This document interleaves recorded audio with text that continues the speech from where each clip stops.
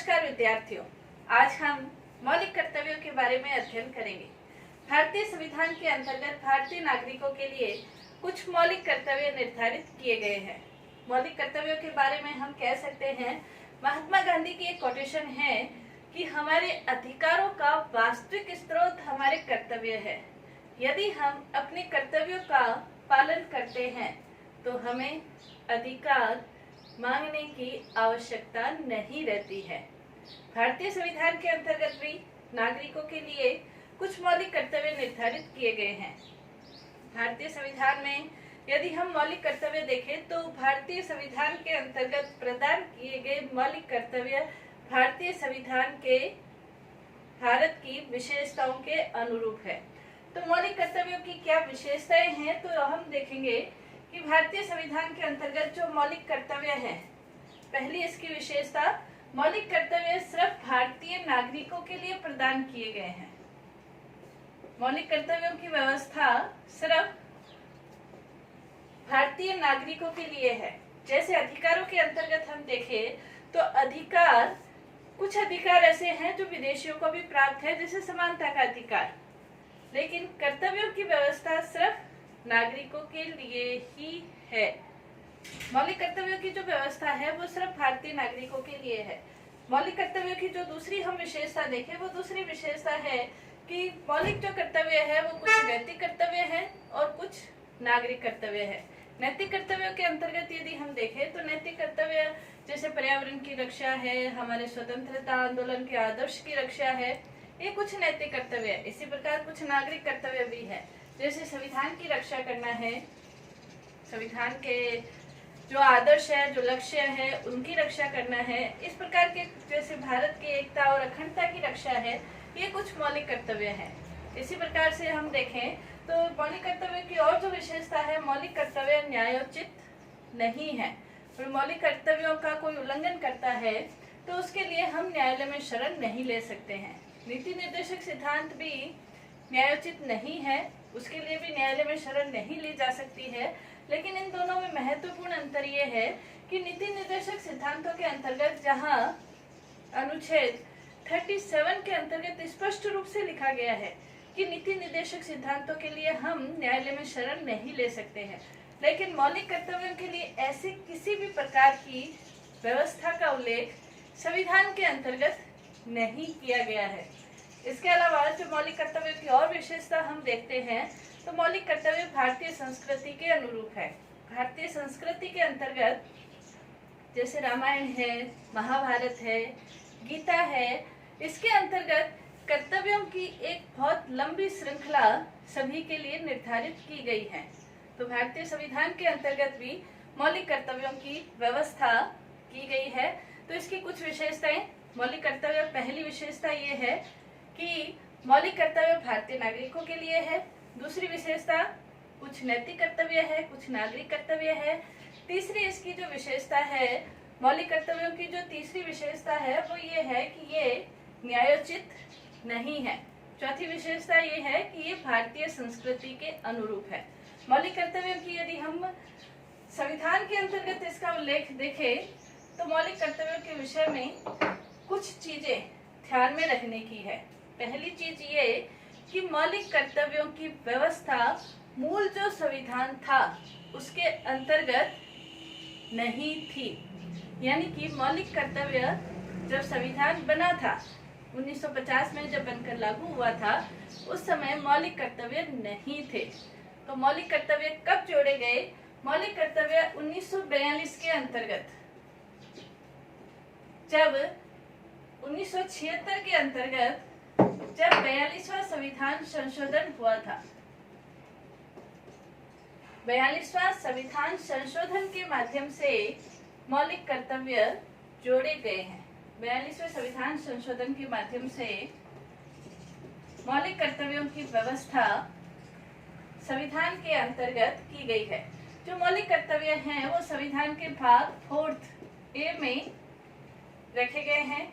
इसी प्रकार संविधान के अंतर्गत अनुच्छेद 51 पहले से ही था, जो विश्व शांति से संबंधित था।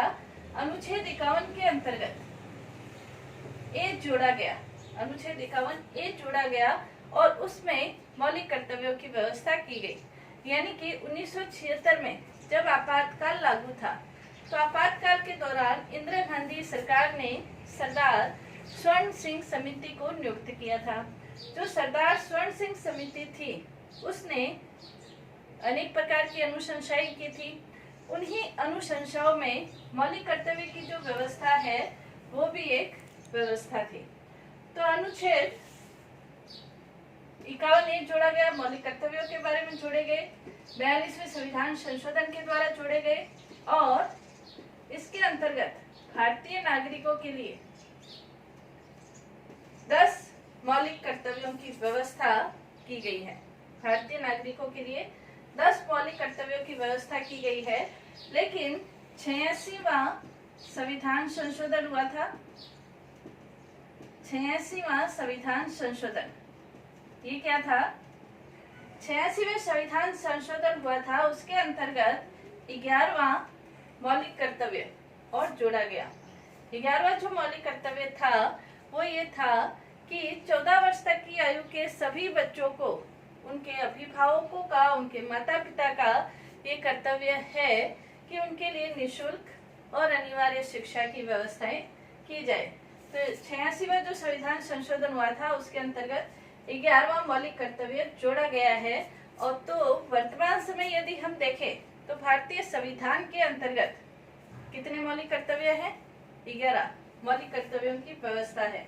मौलिक कर्तव्य कहाँ से लिए गए हैं, कौन से देश के संविधान से लिए गए हैं?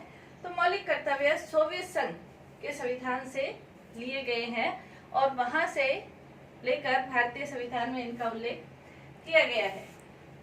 तो मौलिक कर्तव्य के विषय में, मौलिक जो मूल संविधान था उसमें मौलिक कर्तव्य नहीं थे। 42वां संविधान संशोधन 1976 के अंतर्गत हुआ था, जिसमें मौलिक कर्तव्य की व्यवस्था की गई।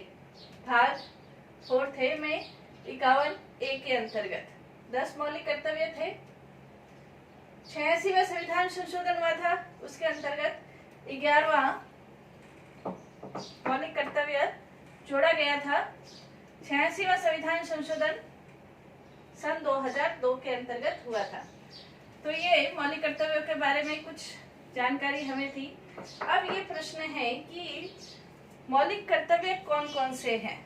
यदि हम मौलिक कर्तव्य के बारे में अध्ययन करें और लोगों से पूछें, जैसे आपसे भी यदि पूछा जाए कि हमारे कौन कौन से मौलिक कर्तव्य हैं, मूल कर्तव्य हैं, तो कितने पता होंगे? एक 2016 में जनहित याचिका दायर हुई थी, उसके अंतर्गत जब सर्वे किया गया तो 99% लोगों को अपने मौलिक कर्तव्यों के बारे में पता नहीं था। तो आज हम सभी भारतीय संविधान में कौन कौन से हमारे कर्तव्य हैं उसका हम अध्ययन करेंगे। तो भारतीय संविधान के अंतर्गत पहला जो हमारा कर्तव्य है, पहला कर्तव्य है कि संविधान की, भारत के संविधान की पालना करना। पहला कर्तव्य संविधान की पालना।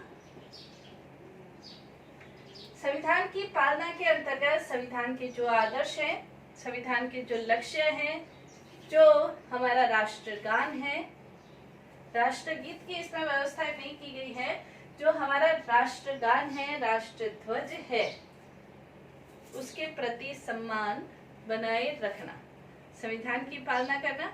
इसके अलावा जो हमारा ध्वज है, हमारा राष्ट्रगान है, हमारा संविधान के जो आदर्श हैं, संवैधानिक जो संस्थाएं हैं, उनके प्रति सम्मान बनाए रखना, ये हमारा कर्तव्य बनता है। दूसरा इसके अंतर्गत कर्तव्य है कि स्वतंत्रता आंदोलन,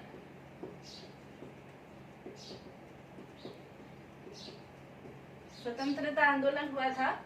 स्वतंत्रता आंदोलन यानी कि भारत ब्रिटिश शासन का गुलाम था और ब्रिटिश शासन के गुलामी के दिनों में हमने बहुत संघर्ष करते हुए अपनी आजादी को प्राप्त किया है। तो स्वतंत्रता आंदोलन के आदर्शों को अपने हृदय में संजोए रखना और उनके प्रति गर्व महसूस करना, ये भी हमारा कर्तव्य है। तीसरा इसके अंतर्गत कर्तव्य है देश की रक्षा करना। भारत देश की रक्षा करना ये हमारा कर्तव्य है, और देश की रक्षा के साथ भी ये भी हमारा कर्तव्य है कि जब भी आह्वान किया जाए, जब भी आपको बुलाया जाए, तब देश की रक्षा के लिए आप तैयार रहे। ये हमारा थर्ड कर्तव्य है। फोर्थ जो कर्तव्य है, देश की एकता और अखंडता को बनाए रखना। देश की एकता, अखंडता और संप्रभुता को बनाए रखना, ये भी हमारा कर्तव्य है। ऐसा कोई कार्य हमारे द्वारा नहीं किया जाना चाहिए जिससे हमारे देश की जो अखंडता है वो खतरे में पड़े।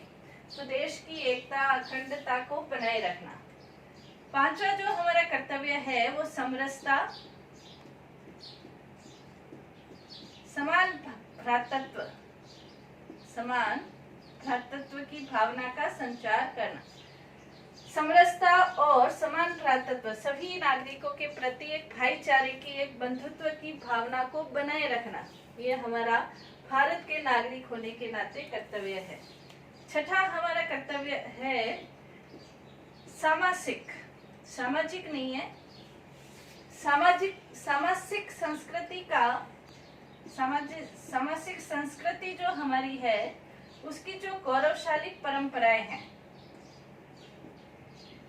सामाजिक संस्कृति की गौरवशाली परंपरा के प्रति गौरव बनाए रखना।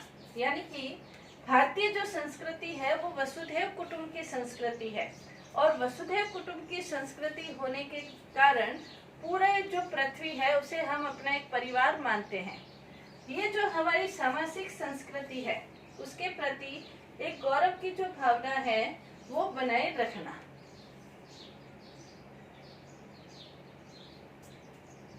सामाजिक संस्कृति की जो गौरवशाली परंपरा है उसको बनाए रखना। नेक्स्ट हमारा जो कर्तव्य है पर्यावरण का संरक्षण।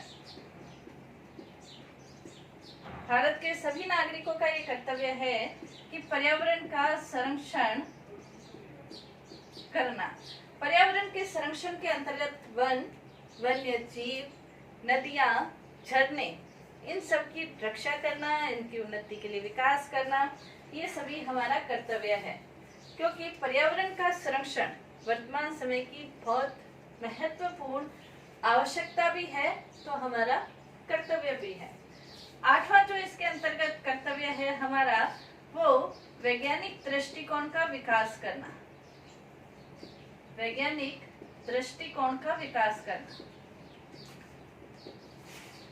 अंधविश्वास को खत्म करना और वैज्ञानिक दृष्टिकोण का विकास करना। जो भी अंधविश्वास है, जो ऐसी परंपराएं हैं जो मानव के हित में नहीं है, उनके प्रति वैज्ञानिक दृष्टिकोण अपनाकर उन परंपराओं को खत्म करना या तर्क के आधार पर उनका सुधार करना, मानवतावादी विचारधारा को ग्रहण करना, ज्ञानार्जन के लिए उत्तरोत्तर प्रयास करना। ज्ञान का अर्जन हम करते रहें, इसके लिए निरंतर प्रयास किया जाना चाहिए। तो वैज्ञानिक दृष्टिकोण का विकास करना ये भी हमारा कर्तव्य है। नवा जो कर्तव्य है वो ये है सार्वजनिक संपत्ति की रक्षा करना। ये हमारा मौलिक कर्तव्य है, सार्वजनिक संपत्ति की रक्षा करना। सार्वजनिक संपत्ति जैसे रेल है, कुएं है, तालाब है या पार्क है या अन्य कोई सार्वजनिक संपत्ति है, जैसे बिजली के पोल है या अन्य कोई व्यवस्थाएं जो सरकार के द्वारा प्रदान की गई है, पुल है, ये जो व्यवस्थाएं हैं सार्वजनिक जो संपत्ति है, इसका मतलब ये नहीं है कि आप इन संपत्ति को, सार्वजनिक संपत्ति को नुकसान पहुंचाए। सार्वजनिक संपत्ति की रक्षा करना आपका मौलिक कर्तव्य है। इसी प्रकार 10वां जो मौलिक कर्तव्य है वो है व्यक्ति और सामूहिक प्रयास द्वारा उत्कर्ष की ओर बढ़ना। व्यक्तिगत और सामूहिक प्रयास के द्वारा उत्कर्ष की ओर बढ़ना, यानी कि लगातार आगे की ओर अग्रसर होते रहें, उन्नति की ओर बढ़ते रहें। हम जीवन में इस तरह के प्रयास करें कि हमारा निरंतर विकास होता रहे। तो ये 10वां हमारा व्यक्तिगत स्तर पर भी हम प्रयास करें और सामूहिक स्तर पर भी उत्कर्ष की ओर जाने का प्रयास करें। तो ये हमारे 10 जो ये मौलिक कर्तव्य हैं, ये 10 मौलिक कर्तव्य 42वें संविधान संशोधन के द्वारा 1976 में जोड़े गए थे सरदार स्वर्ण सिंह समिति की अनुशंसा के आधार पर। वर्तमान समय 86वां संविधान संशोधन हुआ है, जिसके अंतर्गत 11वां मौलिक कर्तव्य भी जोड़ा गया है, जिसके अंतर्गत ये कहा गया है माता पिता एवं अभिभावकों का ये कर्तव्य है कि वो 14 साल तक के बच्चों के लिए निःशुल्क और अनिवार्य शिक्षा की व्यवस्था करें। निःशुल्क और अनिवार्य शिक्षा की व्यवस्था, ये 11वां हमारा मौलिक कर्तव्य है। तो ये 11 भारतीय संविधान के अंतर्गत 11 मौलिक कर्तव्यों की व्यवस्था की गई है। मूल संविधान में नहीं थे, बाद में ये कर्तव्य जोड़े गए हैं। तो भारतीय संविधान के अंतर्गत जो मौलिक कर्तव्य है, उनके लिए कोई वैधानिक व्यवस्था नहीं है।